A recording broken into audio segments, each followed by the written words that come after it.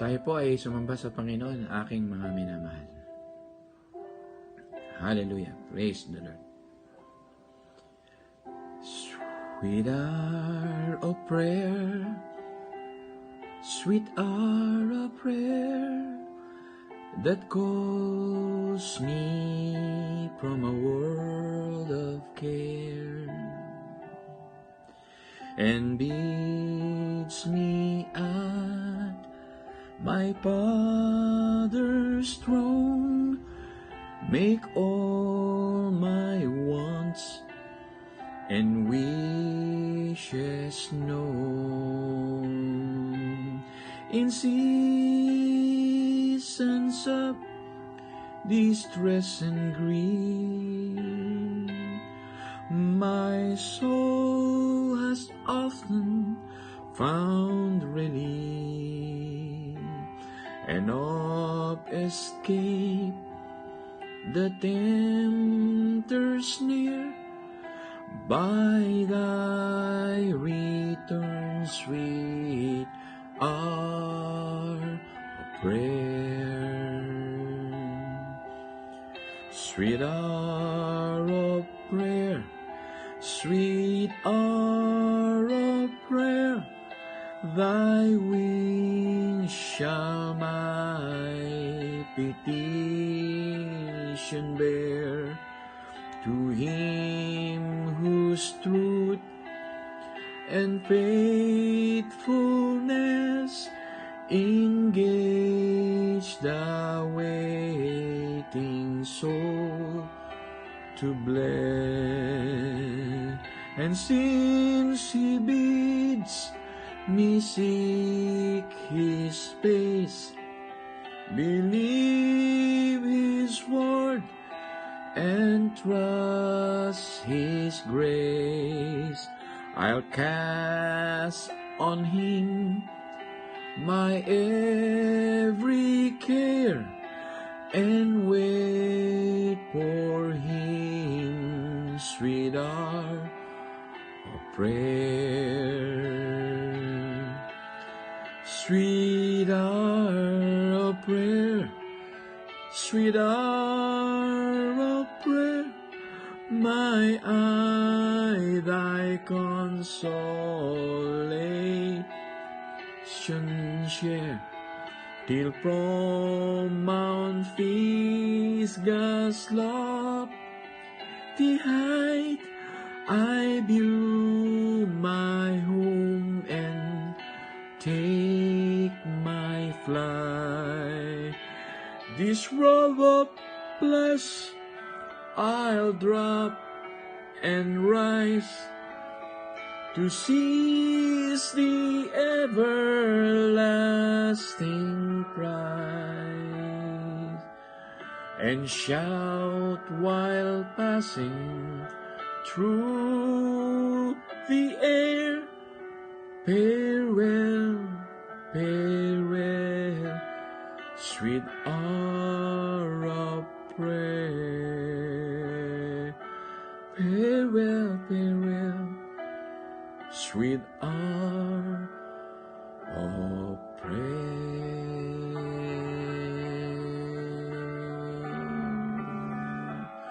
Lagi tayong mananalangin sa anumang pinagdadaanan natin sa buhay. Isang dasal lang, isang panalangin lang ang layo ng Diyos po sa atin. Nasa atin po ang ating Panginoon. Samahan kayo ng ating Panginoon, mga minamahal ko.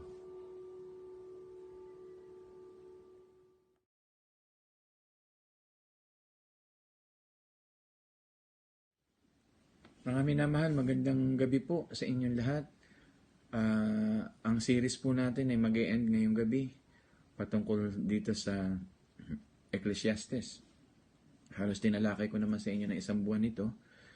Nakita natin ng buhay ay may curse, sumpa, at ang tinawag nga ng Solomon dito ng vanity. Ngunit nagbibigay sa atin ng Diyos ng tinatawag na makakadraw tayo ng strength. Ginamit niya rito yung church. At tinalakay ko rin sa inyo yan na talagang lagi tayong mag-iingat pagkapatungkol na sa buhay sa iglesia. At pinakita rin sa atin na kahalagahan ng pag-asa natin at liwanag ay nasa Creator. At yung huling-huli nga no Sunday, Christ-centered life, even in marriage, even in spiritual life, ang mahalaga sa ating buhay. Kaya kung patuloy nating babasahin ang Ecclesiastes, I hope nabasa nyo nga, at kung hindi man, ay God is giving us chances upon chances to enjoy the book, read the book, sa inyo na hindi nakabasa. Sa inyo na hindi nakabasa, gusto ko lang sabihin sa inyo na talagang ang buhay ay may pinapakita rito yung vanity, yung meaningless life. At salamat sa Diyos at nagbigay din siya ng solusyon. At sa New Testament, gusto kong basahin din sa inyo ang mga bagay na nagbibigay sa atin ng kalakasan o solusyon sa buhay. Kaya nga may sinulat ako dito, how should we then live? Kung ang buhay pala ay vanity, kung ang buhay pala ay meaningless, sa ilalim ng araw ay under the SUN ay difficult and hardship, may mga oppression, how should we then live? At sa mundong ito na may materialism, may secularism, ay iba-iba ang mga sagot. Pero ang Apostol na Pablo ay maganda po ang sagot. At sa gabi pong ito, sana matuto tayo sa short devotion natin sa sinabi ng Apostol na Pablo. Babasahin ko po sa inyo ang Ephesians 5:15-18. Ito po ang kanyang mga solusyon sa buhay. Kaya't mag-ingat kayo kung paano kayo mamumuhay. Mamuhay kayong tulad ng matatalino at hindi tulad ng mga mangmang. Talatang 16, gamitin ninyo ng lubusan para sa mabuti ang bawat pagkakataon, sapagkat puno ng kasamaan ang kasalukuyang panahon. 17, huwag kayong maging hangal. Sa halip unawain ninyo kung ano ang kalooban ng Panginoon. 18, huwag kayong maglalasing, sapagkat sisirain lamang niya ng inyong buhay. Sa halip ay dapat kayong mapuspos ng Espiritu Santo. May mga sinulat po ako rito, 15, 16, 17, 18. Kung mahilig kayo mag-take notes, ay sige lang po. At ang goal ko ay lumago tayo, magkaroon tayo ng kalakasan sa buhay na ito. Verse 15, na sabi ko sa inyo, kaya mag-ingat kayo kung paano kayo mamuhay. Mamuhay kayong tulad ng matalino at di tulad ng mga mangmang. Dito, isinulat ko po rito yung examine your life. Yan ang unang point natin. Examine your life. How we walk. Meron po tayong mga choices in life, pinakalooban tayo ng mga choices, at the way we choose yung sa buhay-buhay dito ay magkakaroon tayo ng conduct pagkatapos ng mga choices. Yung choices na ito po yung pang-araw-araw na buhay. Yung katulad pagpili nyo ng asawa, na minsan na hindi natin na ipagpipray ng gusto, pagpili ng kakainin, mga choices yan eh. We are talking about the practicality of the doctrine of choices. Yung pagpili ng oras ng pagtulog, marami pong mga bagay-bagay dyan. Gusto ko lang pong iwan sa inyo, we need to examine your life sa mga choices natin, yung mga sinasandalan natin, sapagkat ang wrong choices ay nagli-lead sa consequences. Pero pagka ito ay maingat, pinagdadasal, inilalapit sa Diyos, ng mga choices in life, binibigyan naman tayo ng Diyos ng mga guidance. It will lead to reward. Kaya napakahalaga po, in the life of what we are choosing, ay magkakaroon tayo ng mga conduct dito. Kaya ingat po tayo sa buhay-buhay, examine your life the way we choose things. Sa inyo ng mga singles pa, mamimili kayo ng mapapangasawa, see to it na talagang pinagdadasal nyo, may takot sa Panginoon, mahal si Kristo. Yan lang po yan. Sa inyong mga pagpili sa mga karir, piliin nyo yung karir na mapapalapit kayo sa Diyos, hindi kayo malalayo sa Diyos. Sa inyong pagpili na kahit simpleng isusuot ito, titingnan nyo kung may modesty at makakasamba sa Panginoon. Lagi pong ang buhay natin dito sa mundo ay talagang merong parte ng buhay na kailangan i-examine talaga natin thoroughly. Amen po. Ituloy natin ito sa susunod na video, aking mga minamahal. Una po ay diniscuss natin yung examine your life. Pangalawa, basahin natin yung verse 16. Gamitin ninyo ng lubusan para sa mabuti ang bawat pagkakataon, sapagkat puno ng kasamaan ang kasalukuyang panahon. Ang second point po natin ay redeem your time. Lalo-lalo na yung God-given opportunities. Kung may opportunity na pinagkakalob sa atin ng Diyos, ay it will change our lives, mga minamahal. Napakahalaga po na we can make the most opportunities sa maiksing buhay na ito na binabanggit ni Haring Solomon sa Ecclesiastes chapter 6. Ang buhay ay parang singaw, buhay ay parang hangin na dumadaan. Mas maganda pang pumunta sa mga lamayan to remind us that life is really may brevity, may kaiksian ng buhay, at talagang yung God-given opportunity sa maiksing buhay na ito, kailangan po ay talagang we must seize it. Yan. Kasabihan ng mga German yun. Semper, ano ba yun? Yung, I forgot. But siguro maalala ng ibang matatalino sa inyo yan. Semper, media, I forgot. Basta, ang ibig na sabihin, seize the moment every time. Yan. These are precious, yung God-given opportunities. Lalo na yung mga opportunity to choose na God-given opportunities ay napakahalaga nito. Always be ready for opportunities. Pagka ang Diyos ay binibigyan ka ng opportunities, always be ready. Sapagkat pagka hindi mo tinik yung opportunity na ang Diyos ang nabibigay, pwedeng dumating sa panahon that you can lose it forever. Ganun po yun, you can lose it forever. Yung opportunity na hindi mo kinuha na para sa iyo. Kaya lagi tayong pagka ang Diyos na ang nagbibigay, lagi kayong be prepared, nakahanda. Sapagkat it will change our lives. Kaya lagi tayong magkaroon ng vigilante tayo sa mga opportunities, prepared tayo sa mga opportunities, lalo na pagka ang Diyos ang nagbibigay ng mga opportunities.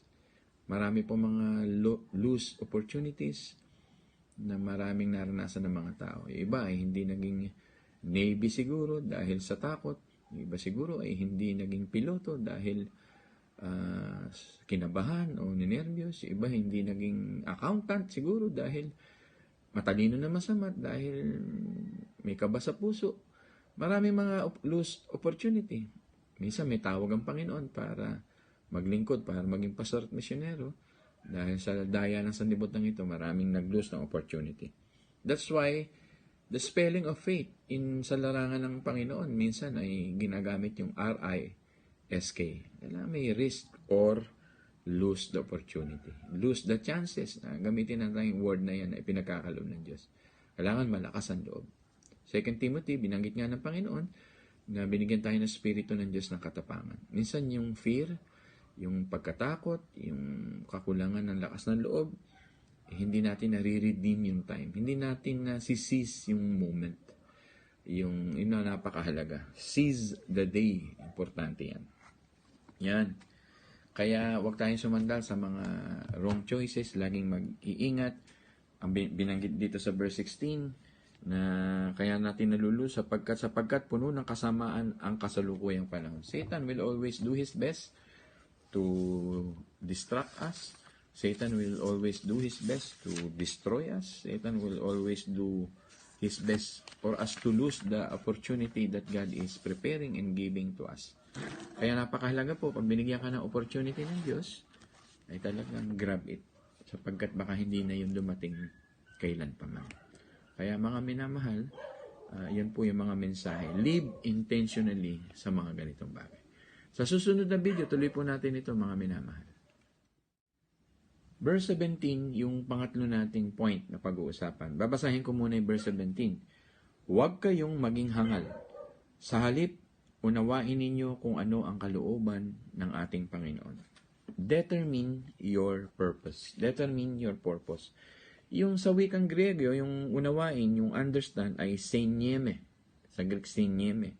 It means joining the dots discerningly, the piece together what is the will of God. May mga dot po yan na tinutuklas natin ng minsan binibigyan tayo ng courage ng Diyos na ipunin, guidance, para matunto natin yung tinatawag na kalooban ng Diyos. Para halimbawa, naligaw ka sa gubat. Ako nanonood nung isang movie ngayon na nasa Netflix ni Angelina Jolie. I really like the movie. It is the movie of saving lives bilang isang fighter ba tawag dito, na nasa forest siya, yung pag nasusunog ang gubat.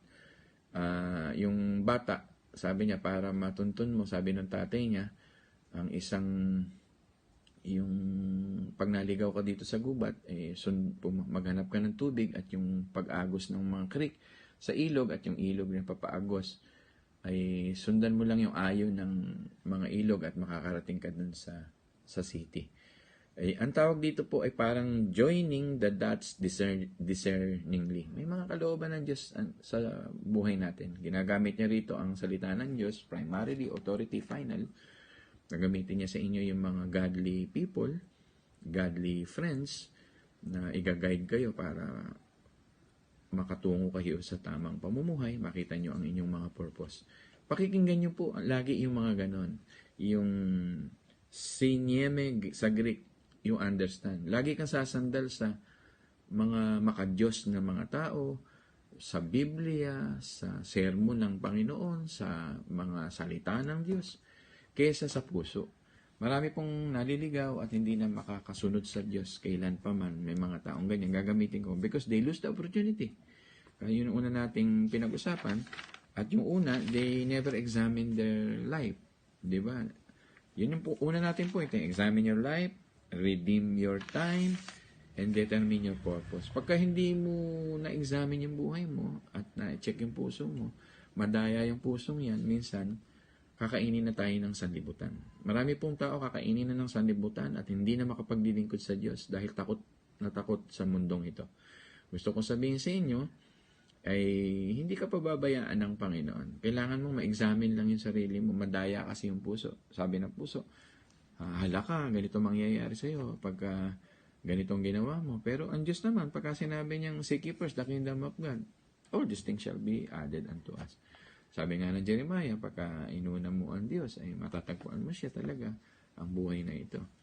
Katulad ng mga Kings, chapter 17, na inuna nung balo ang Diyos, ay hindi niya ngayon maawat ang pagkapuno ng langis at tinapay sa kanyang tahanan.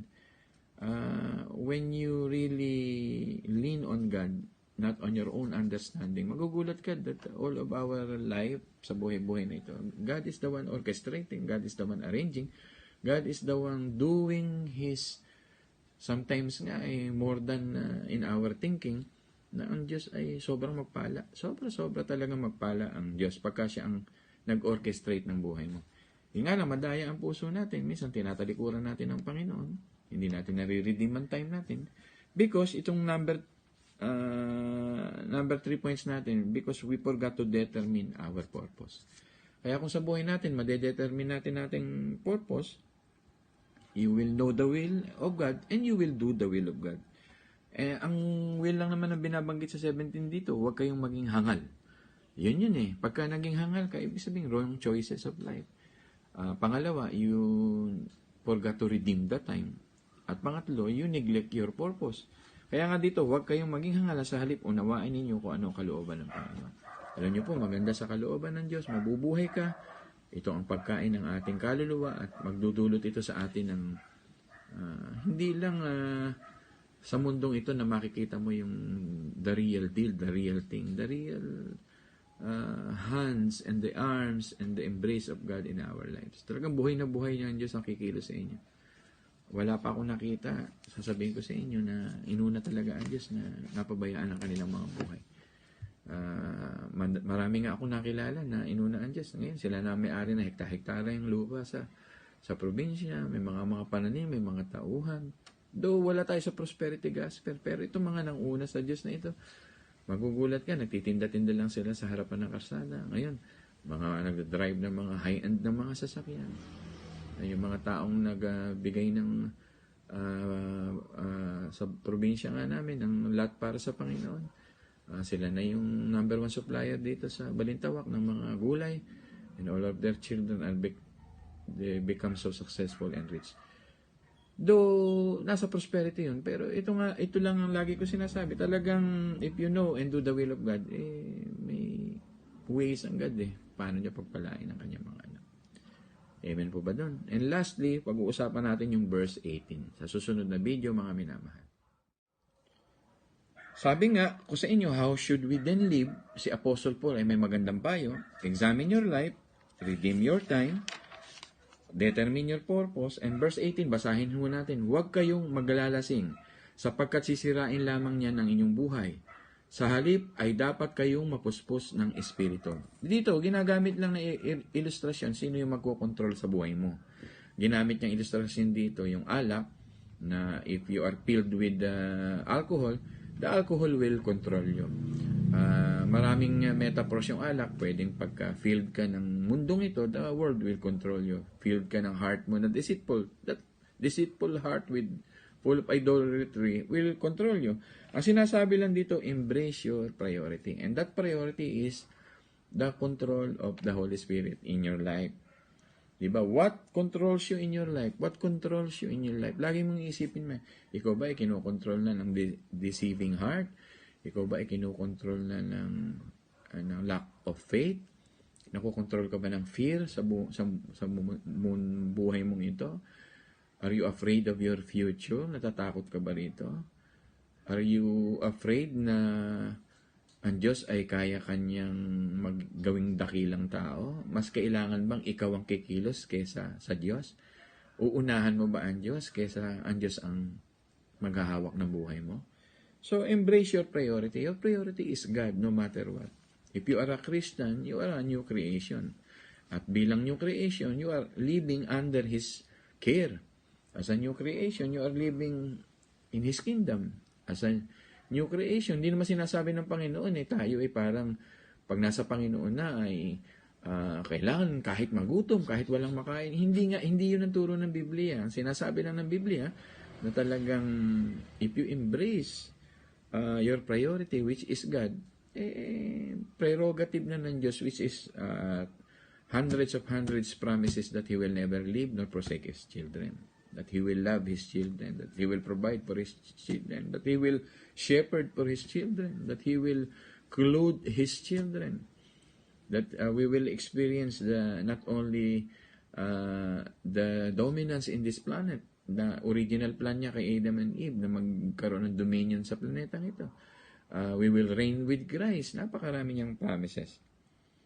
Ang mundong ito, yung pinapakita dito illustration, yung drunkard, the spirit of the world, or the Spirit of the Lord. Yun po yun. Kaya kung ikaw sa hapong ito, nakita mo na na-examine mo ang iyong buhay, nare-redeem mo ang iyong time, nadidetermine mo ang iyong purpose, at na-embrace mo yung priority, masasagot mo yung vanity of life, yung meaningless na life na ito, yung paulit-ulit na buhay na ito. Alam niyo po, ang buhay ay repetitively circle . Diba? Circle, ang buhay, circle. Pero itong tinuturo ko sa inyo sa gabing ito ay yung tawag dito, yung papuntang parang hagdanan ang buhay natin, hindi circle. Nadidetermine mo yung purpose mo, nire-redeem mo yung time, yung diniscuss natin kanina na nasisis natin yung mga moment. Diba? Binanggit ko pa sa inyo na i-examine your life. Hindi magiging repetitively ang buhay. Challenging yun kasi paslope, mapapaakit tayong ganyan. Pero yung vanity, paikot-ikot yan. Kakain, magugutom, mag-aalala, magtatrabaho, kakain, magutom, mag-aalala. Ayan na naman. Pero ito, yung paganyan ng buhay natin, we examine our life, we determine our purpose, we redeem our time, di ba? We embrace our priority. Ano yung ibig sabihin ng pamumuhay na yan? You are becoming like Christ. Every day, every single moment of our lives, you're becoming like your Lord Jesus Christ. At nakikita mo ngayon ang meaning ng buhay. Yun po ang kagandahan. Ang meaning ng buhay, ang lahat po ng sanctification na yun, ay patungo sa ating Panginoong Hesus. Magiging kamukha mo ang Panginoong Hesus. Ang pagharap sa mundong ito, kahit may mahirap, kahit may hardship, kahit may difficulties, it will not worry us, it will not destroy us, it will not kill us spiritually because it will challenge us. We will consider it joy, we will consider it even this pain are gifts from God because we are, as I said, becoming like Him. Kaya hanggat bata pa kayo, yung maraming bata rito, huwag kayong magkaroon ng mga wrong choices sa buhay. Baka kala nyo na kaya nyo patakbuhin ang buhay nyo. Sabihin ko sa inyo, without God, you are nothing. Alam nyo, ang Diyos, gusto ko sabihin sa inyo, kahit hindi nyo rin siya piliin, He will remain Lord. Kahit hindi nyo siya paglingkuran, He will stay as a King. Nothing will lose from Him. Pero pag ikaw, hindi mo isinama ang Diyos sa buhay mo, you will lose everything. Yun po ang point. Kaya maganda, habang bata ka pa, nasa Panginoon. Tayo po. Amen po ba doon, mga minamahal? Magandang gabi po, mga minamahal ko. Samahan kayo ng Panginoon at magkaroon tayong pamumuhay na gusto. We end this series by being grateful and thankful to God that there is hope in our Lord Jesus Christ. There is peace inside our church. Curses has already been paid doon sa cross ng Kalbaryo. Magandang gabi po.